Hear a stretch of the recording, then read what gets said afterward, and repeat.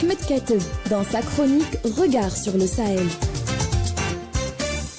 La première conférence ministérielle du Forum de partenariat Russie-Afrique, qui a eu lieu les 9 et 10 novembre à Sotchi, est un franc succès pour les pays africains. Non seulement elle leur a permis de s'affranchir des tête-à-tête avec les anciennes puissances coloniales traditionnelles, Sotchi jette surtout les bases d'un partenariat fructueux dans la gestion d'une vision plus globale et plus multilatérale du monde de demain. D'ailleurs, le chef de la diplomatie russe, Sergueï Lavrov, a donné le ton.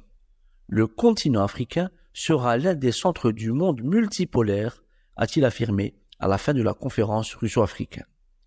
L'Algérie, qui a pris part à cette conférence ministérielle, s'est également félicitée des projets soumis à l'ordre du jour de la réunion de Sotchi, vu leur caractère global et leur précision, notamment en termes d'objectifs à réaliser, outre leur adaptation aux aspirations du continent africain à l'étape actuelle, selon le propos d'Ahmed Attaf, le chef de la diplomatie algérienne.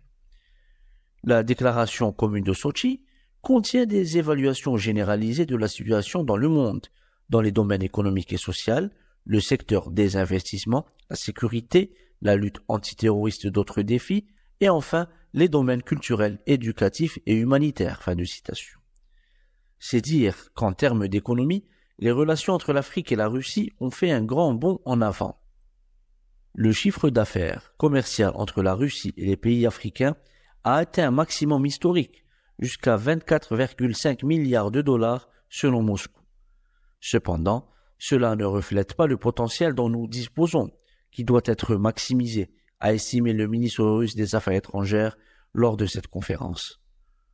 En 2021, la Russie a exporté le plus de marchandises vers ces pays africains et la tendance se renforce depuis.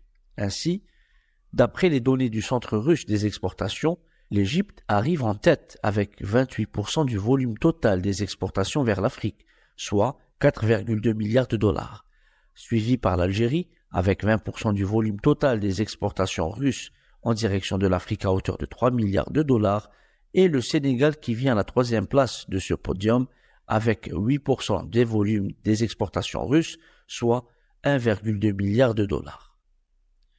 D'un autre côté, le continent est l'un des principaux clients de la Russie en commerce céréalier. Ainsi, l'Afrique importe plus de 50% des céréales de Russie, selon le chef de la diplomatie mauritanienne Mohamed Salem Ould Marzoug, en marge de la première conférence ministérielle de Sotchi. Ce dernier, dont le pays assure la présidence tournante de l'Union africaine, a également profité pour remercier Moscou pour un tel soutien, notamment dans un contexte de guerre avec l'Ukraine. À bientôt pour une nouvelle chronique.